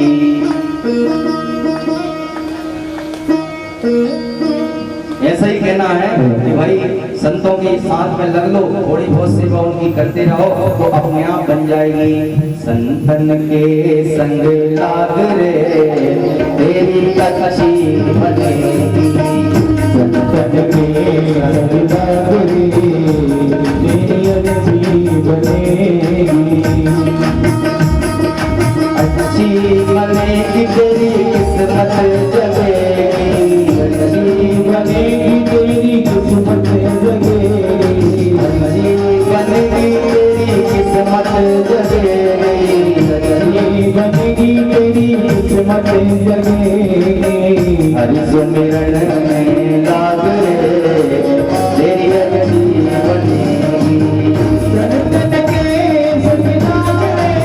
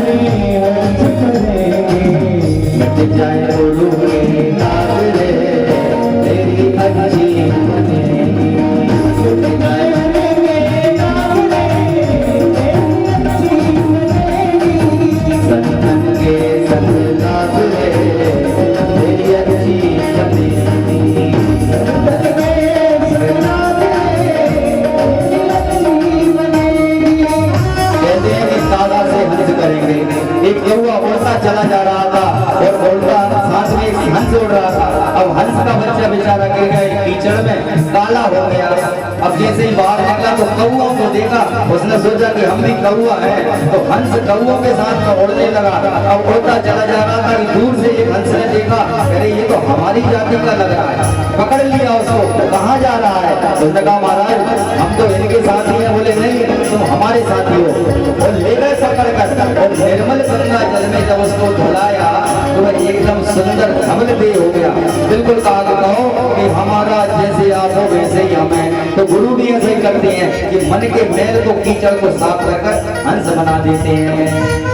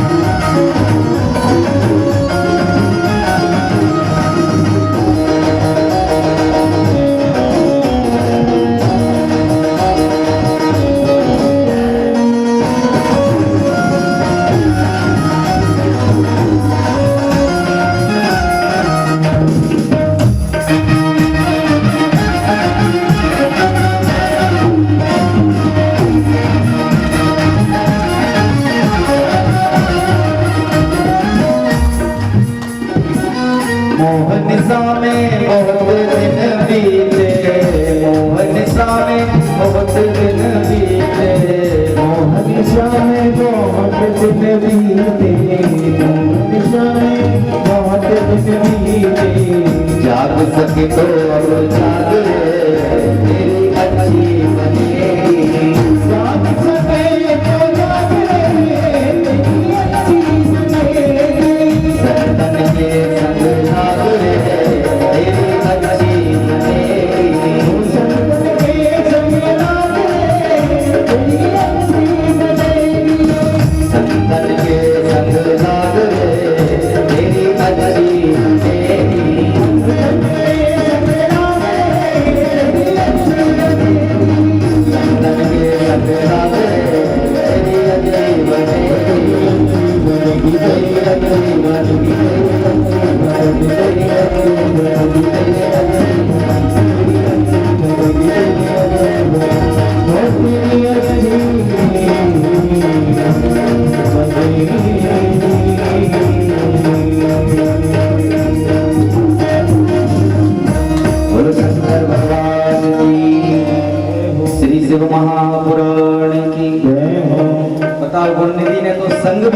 था, केवल कुछ समय के लिए सानिध्य प्राप्त हुआ था, उतनी देर में ही उसका कल्याण हुआ।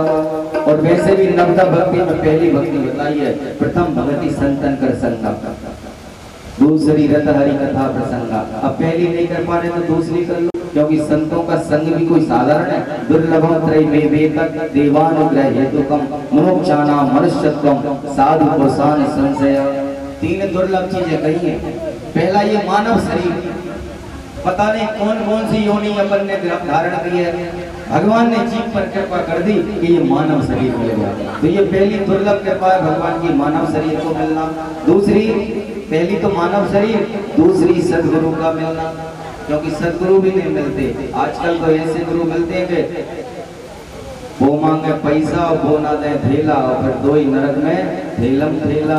गुरु ऐसे बन गए कि पैसे ही मांग रहे हैं, लाओ भैया चेला। और चेला इतने लोभी मिल गए कि गुरु को नहीं दे रहे थैला, तो उनने मांगा और उनने दिया नहीं। भगवान ने कहा चलो दोनों नरक जाओ, बोलो शंकर भगवान। ऐसा होना नहीं चाहिए। तो पहली कृपा भगवान ने जो शरीर दिया, दूसरी कृपा जो दुर्लभ गुरु मिले, और तीसरी दुर्लभ कृपा है कि गुरु जो मार्ग बता रहे हैं भगवान प्राप्त हो जाए। ऐसा मन में जिस दिन भाव आ गया कि भगवान एक बार तेरे दर्शन हो जाए तो ये हमारा जीवन धन्य हो जाए। और जो भगवान को प्राप्त करने के लिए जो प्रयासरत हो जाता है, ये भगवान की तीसरी कृपा है। और ये सबको नहीं मिलती, एक कृपा ही मिलती है सबको कि चलो मानव तन मिल गया। भगवान बड़ी कृपा करेंगे कि गुरु मिलेंगे। इसलिए प्रथम भक्ति संतन कर संगा। भगवान ने भी कह दिया कि 9 भक्ति दे रहे हैं, एक कोई सी भी धारण कर लो तो कल्याण हो जाएगा। पहली नहीं कर रहे तो दूसरी कर लो, दूसरी रत हरि कथा प्रसंगा। रत का मतलब है हमेशा, रत मतलब निरंतर, रत का मतलब होता है निरंतर। हरि कथा में कि जहाँ बैठ जाओ वहाँ हरि कथा में लग जाओ, इधर उधर की कथा मत करो, व्यथा करोगे तो काम नहीं होगा। 4 महिलाएं भी एक जगह बैठ जाए ना तो घर की बातें मत करो, सहेलियों की मत करो, किसी की बुराई मत करो, भगवान की कथाओं की चर्चा करो, भगवान के नाम का गुणगान करो, वह तो सार्थक है। उसी से कहेंगे कि दूसरी भक्ति है भगवान की। हम तो जहाँ बैठ गए भाई हरि की चर्चा कर रहे हैं, भगवान की कथाएं कर रहे हैं। अब पता चला कि भैया तेरे यहाँ कल का सब्जी बनी थी और तेरी सास ने का कर दो, और देवर का कर रहे हैं, और पति का कर रहे हैं, जरी में पूरा समय निकल गया, तो फिर भगवान की कृपा कैसे प्राप्त होगी। जहाँ इकट्ठे हो जाओ भगवान की चर्चा करो, और कोई सी चर्चा नहीं, क्योंकि एकमात्र चर्चा करने के लिए भगवान है, एकमात्र सोचने के लिए भगवान है, एकमात्र दर्शन के लिए भगवान है। तो भगवान की चर्चा, हरि कथा प्रसंगा, गुरु पद पंकज सेवा, तीसरी भक्ति अमान। तीसरी भक्ति है गुरु के चरणों की सेवा करना, गुरु के पैरों की सेवा करना। अब आजकल तो जो है गुरु मिलते ही नहीं है, और मिल भी जाए तो बड़े दुर्लभ है कि उनकी सेवा में लग जाए। और बना भी लिए तो आजकल तो केवल सिर्फ इसलिए ऐसा सुन रखा है कि जिसके गुरु नहीं होते उसका कुछ धर्म नहीं लगता, तो मजबूरी में ही सही कि भैया हमें भी कोई गुरु बनाना है। अब किसी किसी का तो पूरी आयु निकल गई, गुरु ही नहीं मिले। उन्होंने कहा महाराज हमारी तो 70 वर्ष की आयु हो गई, अभी तक कोई गुरु ही मिले, तो अब क्या करें। तो उसके लिए भी शास्त्रों ने उपाय बनाया है कि आपके अंदर जो भी इष्ट हैं, शिव जी हैं, विष्णु जी हैं, गणेश जी हैं, आप उन्हें अपना गुरु बना सकते हैं, लेकिन उसका भी विधान है, उसका भी मुहूर्त शोधन है।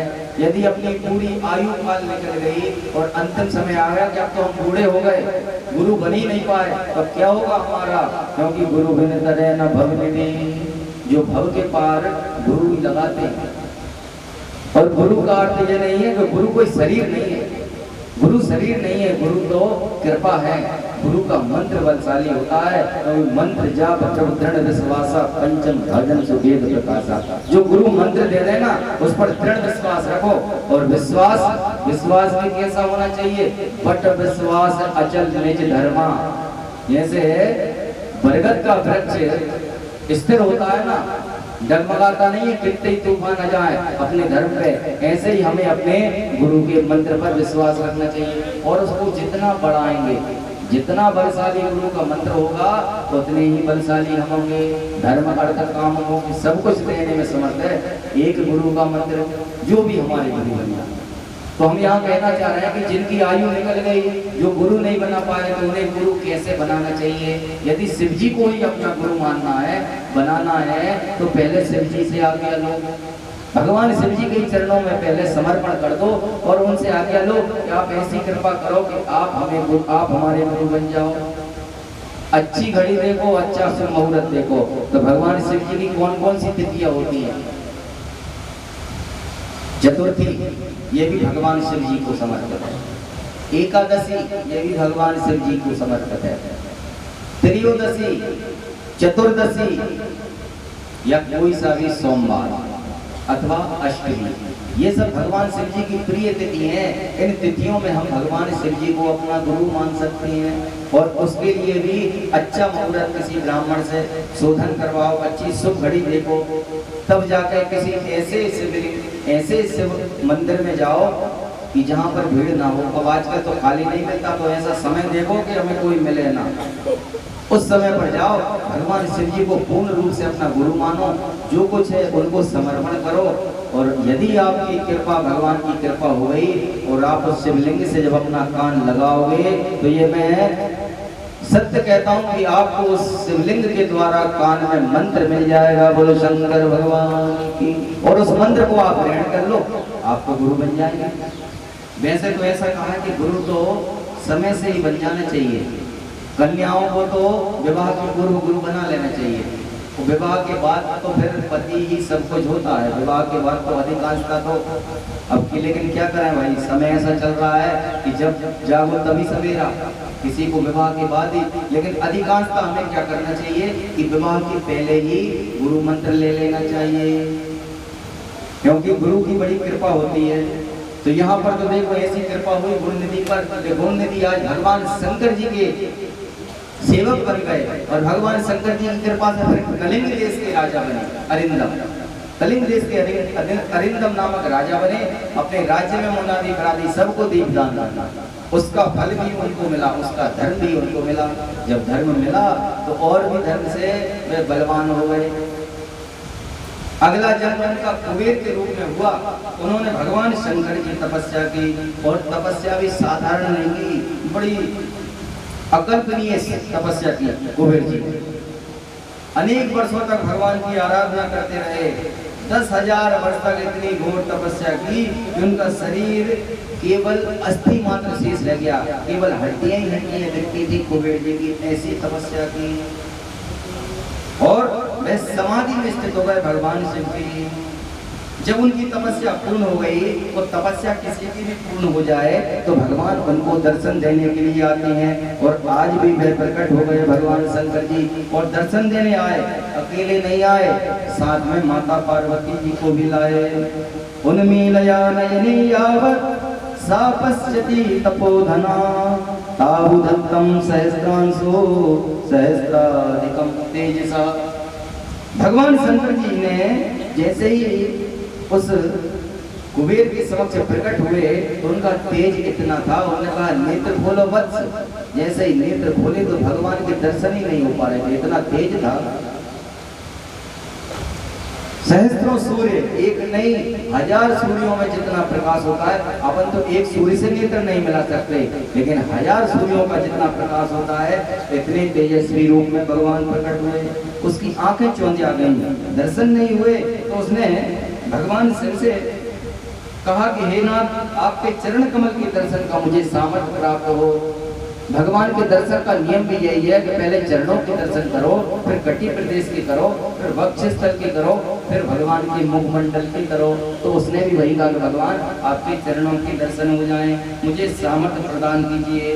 हे शशि शेखर, मुझे और अन्य कोई वर नहीं चाहिए। कह रहा है भगवान से, अब हम कोई मांग ही नहीं रहे, आप तो अपने चरणों के दर्शन करा दो, क्योंकि आपके तेज से हमारे नेत्र चकाचौंध हो रहे हैं। इति तद्वचनम श्रुत्वा देव देव उमापति ददो दर्शन सामर्थ्यम स्पृष्ट्वा पणिलेतनम।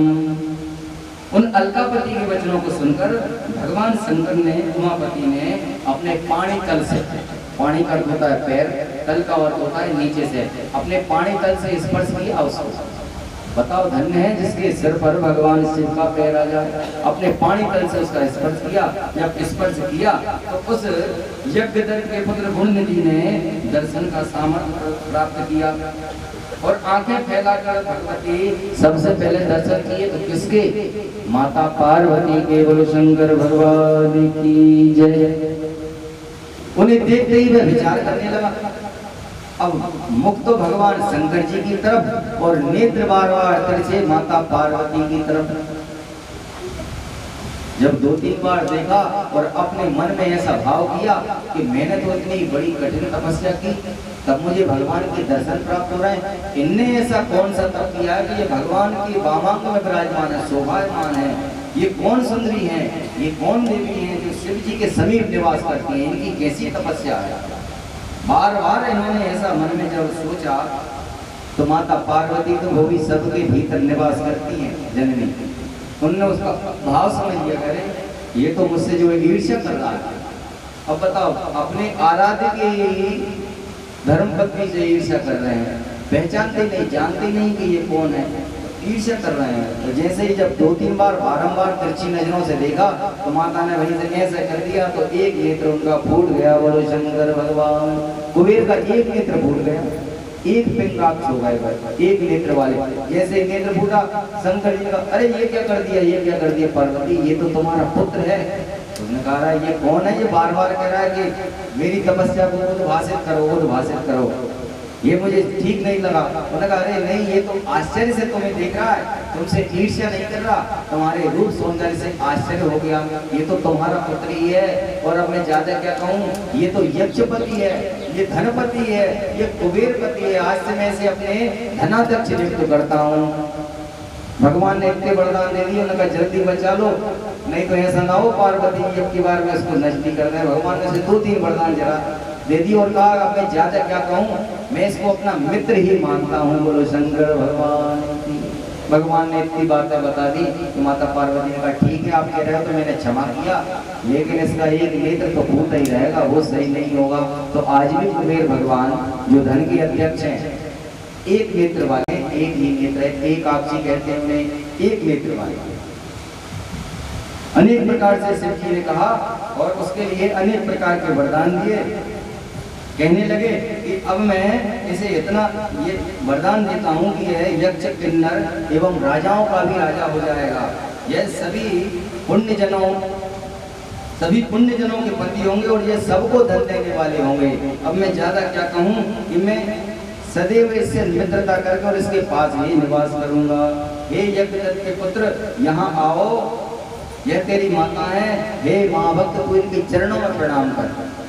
कुबेर जी भी उनके चरणों में गिर गए माता के। और इति दत्वा वरान देवा पुनराहा शिवम शिवा प्रसादम कुरु देवेसी तपस्विना ये जद्रवे। ब्रह्मा जी कहने लगे कि इस प्रकार वरदान देकर शिव जी पार्वती से बोले कि हे देवेसी, तुम अपने इस पुत्र पर प्रसन्न हो।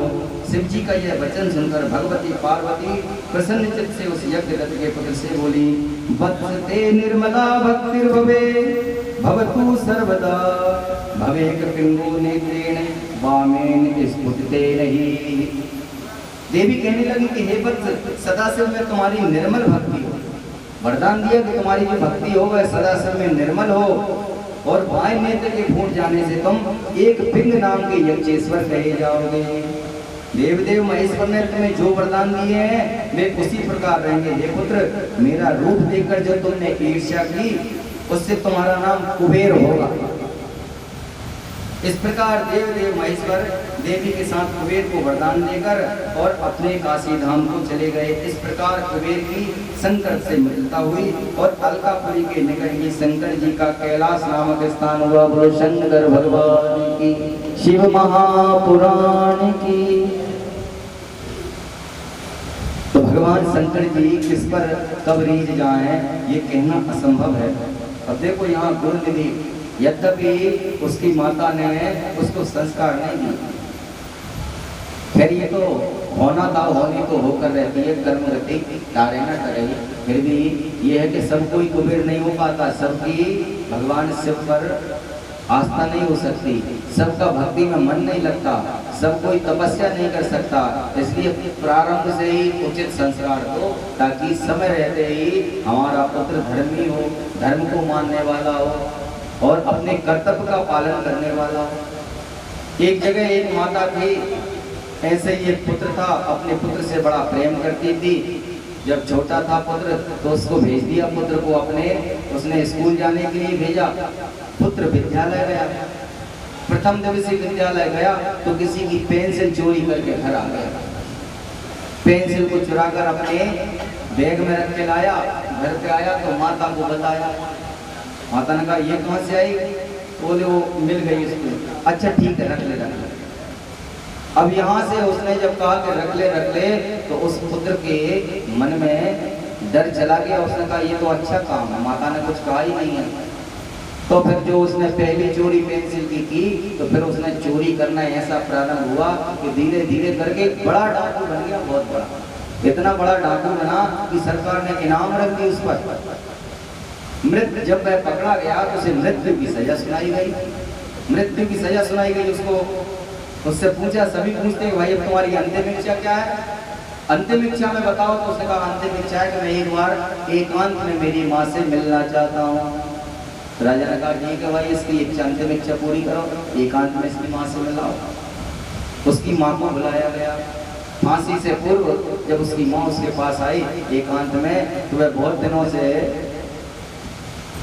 कारागार में रहकर जो चम्मच होती है ना, अब हथियार तो मिलती नहीं, तो उसने एक चम्मच को घिस घिस के चाकू बना लिया था, प्रेम कटारी चाकू बना लिया था उस चम्मच का। और जब माता आई एकांत में इसलिए कहा कि उसको कुछ करना था। जब माता आई तो उसने अपनी माता की नाक और कान दोनों काट लिए। बोलो शंकर भगवान। अब नाक और कान काटे तो राजा को बड़ा क्रोध आया। उसने उसको कई कोड़े लगाओ उसको। उससे पूछा कि तुमने ऐसा क्यों किया? बोले मैंने ऐसा इसलिए किया कि आज मैं जो डाकू हूँ और मुझे जो फांसी हो रही है इसके कारण मेरी माता है, क्योंकि मैंने बचपन में एक पेंसिल चुराई थी और यदि उसी समय मेरी माता ने मुझे एक चांटा मारा होता तो मैं चोर डाकू नहीं बनता, मुझे संस्कार मिलते। मेरी माता ने मेरा उत्साहवर्धन कर दिया, रख ले तो काले किसी को मत बताना। तो आज मैं इतना बड़ा डाकू बन गया तो इसका कारण मेरी माता है, इसलिए मैंने अपनी माता को ये सजा दी है। बोलो शंकर भगवान। इसलिए मैंने इसकी नाक काटे और कान काटे। अब आप मुझे फांसी तो दे नहीं है, एक बार भी एक अपराध की भी फांसी है और 100 अपराध की भी फांसी है, तुम्हें जो कुछ करना है तो कर दो। इस तरह से उन्होंने अपने माता को ही सजा दिया। तो कहने का अर्थ ये है कि माता ही होती है जो अपने पुत्र को संस्कार दे सकती है, और हमको भी अपने पुत्रों को संस्कार देना चाहिए। सबसे पहले तो चंदनस्तु महत्पुण्यम, तिलक लगाना सबको शुरू करो अपने बच्चों को। ये मत सोचो कि स्कूल में क्या कहेंगे लोग, नहीं, हमारा सनातन धर्म है, हमको चंदन तिलक अवश्य लगाना चाहिए। चाहे छोटे से बच्चे को भी भेज रहे हो ना, भले ही ना नहाए, जरूरी नहीं है कि स्नान होकर ही तिलक लगाएं, हम तो उसको मुँह हाथ धुला के भी तिलक लगाएं ताकि उसे संस्कार बने, उसका फल भी मिलता है। क्योंकि जो नित्य चंदन को धारण करता है तो चंदनस्तु महत्पुण्यम महापापनाशनम आपदा हरते नित्यम ललाटे हरिचंदनम। जो भगवान विष्णु जी के निमित्त विष्णु जी का प्रसाद रूपी चंदन अपने मस्तक पे लगाता है तो चंदनस्तु महत्पुण्यम, प्रतिदिन उसके पुण्य में बढ़ोतरी होती है। महापाप नाशनम, यदि पाप कर्म होते हैं तो वह उसका नाश करता है। आपदा हरते नित्यम, कोई आपदा आ जाए तो आपदाओं से भी चंदन रक्षा करता है। और लक्ष्मी सदा स्थिता, जो चंदन को लगाता है ना, सबसे बड़ी बात कि लक्ष्मी से ही नहीं होता, कभी उसकी जेब खाली नहीं रहती, धन उसके पास रहता है। बोलो शंकर भगवान की। इसलिए अपने बालकों को सबसे पहले तो चंदन लगाना सीखो, क्योंकि चंदन लगाना सीख गए तो जब बड़े होंगे तो पहले भगवान को लगाएंगे, फिर खुद को लगाएंगे। और यदि प्रारंभ से ही शिक्षा नहीं दी तो फिर आगे चल के वह, और बड़े बड़े लोग होते हैं अपने बच्चों को खूब पढ़ाते लिखाते, बिल्कुल करना चाहिए। और इतना पढ़ा लिखा देते हैं कि वह सब बाहर नौकरियां करने लगते हैं। फिर पता चला कि माता पिता वृद्ध हो गए, तो जिस समय उन्हें सेवा की जरूरत है ना, उस समय पर अपने पुत्र और पुत्रियां सब विदेशों में नौकरी कर रहे हैं, माता पिता नौकरों के भरोसे घर पे हैं। पूरी आयु उनके लिए दे दी, पूरा जीवन समर्पित कर दिया, लेकिन अंत आया तो पता चला कि अपने पुत्र और पुत्रियां ही अपने पास नहीं, अकेले रह गए। फिर धन का क्या करेंगे? सबसे बड़ा धन तो क्या है? सबसे बड़ा धन यही है कि अपना पुत्र रूपी धन। उनको यदि संस्कार दे दिए तो विदेश में भी चले जाएंगे, तुमको जहाँ नहीं छोड़ेंगे, ले ही जाएंगे जबरदस्ती। हम नहीं छोड़ रहे यहाँ पर, हमारा ध्यान कौन रखेगा? अस्तु हम इसके विरुद्ध नहीं है कि नहीं पढ़ाना, नहीं खूब पढ़ाना चाहिए, लेकिन संस्कार दोगे तो कभी अकेले नहीं छोड़ेंगे, क्योंकि अपने माता पिता को अपने साथ ही रखेंगे। बोलिए शंकर भगवान की। अब जब भगवान शंकर जी ने कुबेर से मित्रता करने के लिए कैलाश पर्वत पर आए हैं, तो कैसे आए हैं? ऐसे ही नहीं आए। ब्रह्मा जी कह रहे हैं कि हे नारद सुनो, जिस प्रकार कुबेर के तपोवन में भगवान शंकर आए हैं, कैसे आए हैं? अकेले नहीं आए। कितने गण लेके आए मैं बताता हूँ तुम्हें। शंखगण नाम के गणेश्वर 1 करोड़ गण, 1,10 करोड़ गण, भगवान के जितने भी गण हैं, सेवक हैं, सबकी करोड़ों करोड़ सेवक हैं। तो भगवान के सेवकों के सेवक भी साथ में हैं। तो कहने करते इतने सहस्त्र कोटि गण, जिनकी असंख्य संख्या को कोई गिन नहीं सकता भगवान शिव के गण को।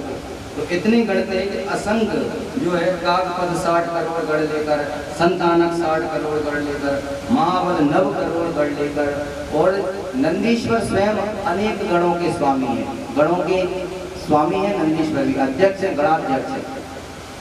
90 करोड़ गणों के साथ, पूर्णभद्र भी उतने ही गणों के साथ, अनेक प्रकार के उनके गण और उनके करोड़ों करोड़ गण, ये सब जब आए तो पूरे भयंकर कोलाहल मच गया। और जब कुबेर के उस कैलाश पर्वत पर आए तो कुबेर ने उनकी पूजन की, आवभगत की, और अपने ही अलकापुरी के पास में भगवान शिव जी ने अपना निवास बनाया। भगवान विश्वकर्मा, भगवान शिव की आज्ञा पाकर विश्वकर्मा ने वहां जाकर और सुंदर रहने योग्य स्थान बनाया। और कुबेर पर अनुग्रह करते हुए भगवान सदाशिव कैलाश पर्वत पर गए और वहां जाकर परमेश्वर शुभ मुहूर्त में, देखो भगवान भी मुहूर्त देखते हैं, यद्यपि भगवान तो ऐसा है कि जहाँ बैठ जाए वही मुहूर्त है, फिर भी भगवान ने शुभ मुहूर्त देखा कि अच्छे मुहूर्त में गृह प्रवेश करेंगे। अपन लोग भी मुहूर्त देख के गृह प्रवेश करते हैं, कोई बगैर मुहूर्त में नहीं करता। यहाँ तक कि हमने ये देखा है कि कई ऐसे हैं कि जो हिंदू धर्म से बिलोंग नहीं करते, वह भी हमसे मुहूर्त पूछते हैं। बहुत से ऐसे हैं कि जो बताना नहीं चाहते दुनिया को कि हम ब्राह्मणों को मानते हैं। फोन पे पंडित जी हम फोन पे दक्षिणा कर देंगे, हमको मुहूर्त दे दो, हम इस समाज से हैं, हम लोग हिंदू तो नहीं है लेकिन हम इस पे विश्वास करते हैं, हम मानते हैं। तो ऐसे हमारे कई हैं कि जो पर्दे के पीछे रहकर सनातन धर्म को मानते हैं, उन मुहूर्तों को मानते हैं, पंचांग को मानते हैं। तो भगवान ने भी माना है, भगवान ने भी उत्तम मुहूर्त में अपने भवन में प्रवेश किया है। और भक्त वत्सल सदाशिव ने अपने सभी भक्तों को कृतार्थ किया है। सभी देवता पृथक पृथक अनेक अर्थों से युक्त मधुर वाणियों से भगवान शंकर की स्तुति करने लगे। यहाँ भगवान शंकर जी जब कैलाश पर्वत पर विराजमान हुए, सारे देवता वहां आ गए और आकर भगवान की स्तुति करने लगे। भगवान की स्तुति से प्रसन्न होकर भगवान शंकर जी ने सबको यथा योग्य वरदान प्रदान किए हैं। और शिव जी कहने लगे कुबेर से कि हे मित्र, मैं तुम्हारे प्रेम के वशीभूत होकर, क्योंकि राम ही केवल प्रेम प्यारा, और जान ले जो जान हारा। भगवान केवल प्रेम से ही बस में होते हैं। अपन सोचो कि मंत्रों से बस में कर लो, संभव नहीं है। वस्तुओं से बस में कर लो, संभव नहीं है। फिर काय से बस में कर सकते हैं? तो प्रेम से बस में कर सकते हैं। तो शिव जी भी कह रहे हैं कि मैं तुम्हारे प्रेम के वशीभूत होकर और तुम्हारा मित्र हूँ, अब तुम भी अपने स्थान पर जाओ। इस प्रकार वह महेश्वर अपने गणों के साथ उस कैलाश पर्वत पर कभी कथाएं करते, कभी योग में लीन हो जाते, कभी ध्यान करते, कभी धूनी रमाते। अनेक प्रकार से भगवान अपने गणों के साथ वहां रहने लगे। फिर कुछ समय के पश्चात दक्ष की कन्या रूपी सती ने जन्म लिया और उन सती से विवाह करके और लोकाचार में परायण रहने लगे। इस प्रकार ब्रह्मा जी कहते हैं कि हे नारद जी, मैंने तुमसे रुद्र की अवतार का वर्णन किया है। वे जिस प्रकार कैलाश से आए तथा उनकी कुबेर से मित्रता हुई, इतना ही नहीं उसके अंतर्गत ज्ञान को बढ़ाने वाली शिव की लीला भी कह दी, जो लीला इस लोक में नाना प्रकार के भोग और परलोक में मुक्ति प्राप्त कराती है। जो इस कथा को पढ़ता है अथवा सुनता है, एकाग्र मन से सुनता है, वह श्लोक में नाना प्रकार के भोग तथा परलोक में मुक्ति को प्राप्त करता है। बोलो शंकर भगवान की, शिव महापुराण की। ये रुद्र संहिता में यहाँ